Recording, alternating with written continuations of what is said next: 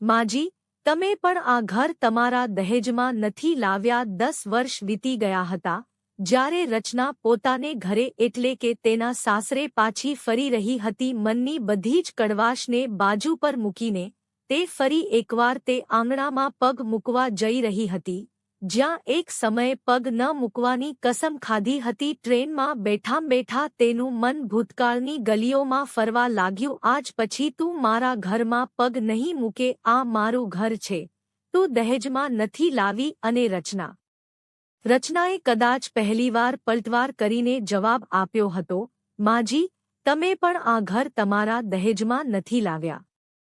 આ ઘર મારા પણ પતિનું છે, એ હિસાબે આ મારું પણ ઘર થયું। બસ, રચનાની સાસુએ આ વાત સાંભળીને છાતી કૂટી લીધી। કેવી વહુ આવી છે, બિલકુલ નિર્લજ્જ, શરમ વગરની, જરાય શરમ નથી। કાઢો આને અહીંથી। મારા પતિની કમાણી ખાય છે અને મારી સામે જ જુબાન લડાવે છે। રચના બસ રડતી જ રહી હતી। મનમાં ભરાયેલા લાંબા સમયના કડવા દર્દને આજે બહાર કાઢી દીધું। હવે તેણે પણ વિચારી લીધું હતું, હવે નહીં રહેવું આવા સાસરે, જ્યાં રોટલો તો મળે છે પણ ઇજ્જત નથી મળતી। શું ભૂલ હતી તેની દહેજ ઓછું લાવી, તેમના સગા સંબંધીઓ માટે મનપસંદ દાગીના અને ભેટ ન લાવી, કે પછી દીકરો પોતા ન લાવી? કેટલીક વાતો રચનાના કાનમાં તીરની જેમ વાગતી હતી। હરે કિસ્મત ફૂટી ગઈ, છોકરીના માબાપે કંઈ ન આપ્યું અને બીમાર છોકરી અમારા ગળે બાંધી દીધી। લગ્ન પછી તરત જ રચનાને ચિકનગુનિયા થઈ ગયો હતો। તેના સાંધામાં હંમેશા દુખાવો રહેતો હતો,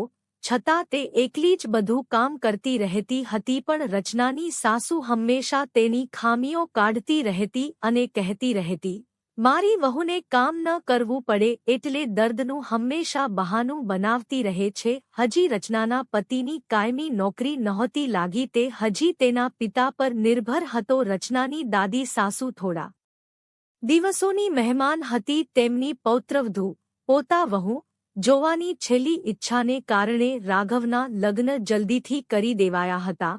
જ્યારે રાઘવની જ્યાં સુધી સારી નોકરી ન લાગે ત્યાં સુધી લગ્ન કરવાની બિલકુલ ઈચ્છા નહોતી। એક વારસા તરીકે પૂર્વજોનું બનાવેલું ઘર હતું અને રાઘવના પિતાની સરકારી નોકરી હતી, પણ દાદી સાસુની છેલ્લી ઈચ્છા ત્યાં સુધી જ નહોતી। જલ્દી પૌત્ર અને પૌત્રી, પરપો અને પરપોતી જોવાની ઈચ્છા દાદીના મનમાં જાગી ઉઠી। રચના બિલકુલ તૈયાર નહોતી। તેની ઈચ્છા હતી કે જ્યારે તેના પતિની કોઈ સારી નોકરી લાગી જાય ત્યારે તે આગળ પરિવાર વધારવાનું વિચારે, કારણ કે થોડા દિવસોમાં જ તેને અહેસાસ થઈ ગયો હતો કે તે તેના સાસુ-સસરા પર આશ્રિત છે, પણ કિસ્મત ક્યાંય તેનો સાથ નહોતી આપી રહી। તેણે કંઈક વિચાર્યું અને તેના પતિ સાથે વાત કરી, સાંભળો છો, શું હું ક્યાંક નોકરી શોધું? પણ તું કેવી રીતે કરીશ?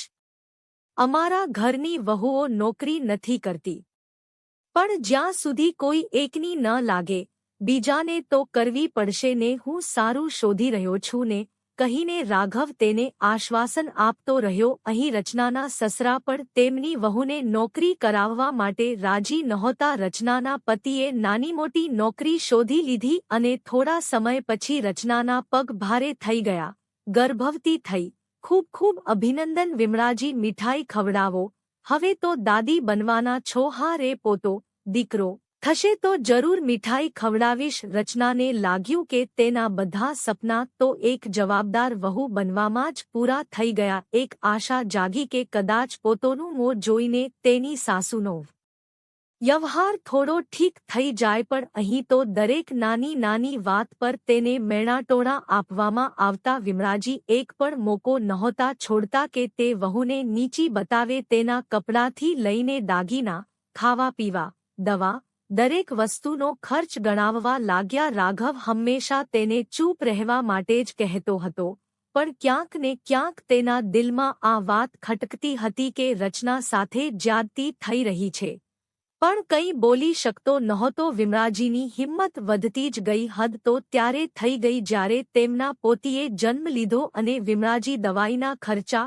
હોસ્પિટલના ખર્ચા, ખાવાના ખર્ચા અને તો વળી રચનાના ખાવાના અને તેની દીકરીના દૂધના ખર્ચાનો પણ હિસાબ લગાવવા લાગ્યા. એક દિવસ રચના પોતાની બીમાર નાનકડી દીકરીને દવાખાને ઇલાજ માટે લઈ ગઈ હતી. જ્યારે પાછી ફરી ત્યારે પોતે તો બીમાર હતી. દીકરીને જન્મ આપ્યો તો તે પણ બીમાર નીકળી. માં રાઘવે કહ્યું, અને શું તેની બીમારીમાં ઓછો ખર્ચો થયો હતો? જે હવે તું આની દીકરીમાં ખર્ચો કરીશ માં? તે મારી પણ દીકરી છે. અને તમારી પોતી કેવી છે રે? તું મારા દીકરાને જ મારી વિરુદ્ધ ભડકાવે છે. મારી કમાણી ખાય છે અને મારી સામે માજી.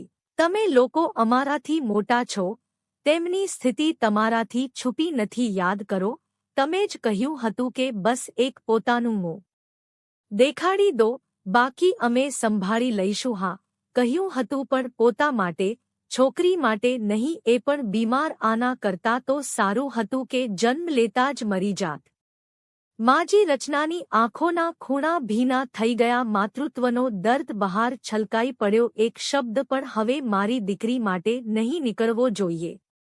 શું મારા જ ઘરમાં રહીને મારી સાથે નીકળી જા મારા ઘરમાંથી? રચનાની અંદરનો જ્વાળામુખી ફાટી નીકળ્યો હતો. તેણે જ કહી દીધું, માજી, તમે પણ આ ઘર તમારા દહેજમાં નથી લાવ્યા. જેમ તમારું છે તેમ મારું પણ છે. પરંતુ આગળ પરિસ્થિતિ એટલી બધી બદતર થતી ચાલી ગઈ કે પોતાની બાળકીના ઉજ્જવળ ભવિષ્ય માટે રચના પછી પોતાના પતિ સાથે શહેર આવી ગઈ. ધીરે ધીરે બધું શીખી એક સ્કૂલમાં બાળકોને ભણાવીને પોતાના સપના પૂરા કરવા લાગી. સાથે જ બીજી છોકરીઓને પણ પ્રેરિત કરવા લાગી કે દરેક છોકરીને પોતાના સપના પૂરા કરવાનો પૂરો હક હોય છે. અચાનક ટ્રેનની ગતિ ધીમી થવાથી રચનાના વિચારોમાં પણ બ્રેક લાગી. મમ્મી, આપણે ક્યારે પહોંચીશું દાદીના ઘરે? બસ થોડા કલાકો જ. સમય બદલાઈ ચૂક્યો હતો. રચનાએ પોતાનો જમણો પગ આગળ વધાર્યો જ હતો કે તેને પોતાનો તે દિવસ યાદ આવી ગયો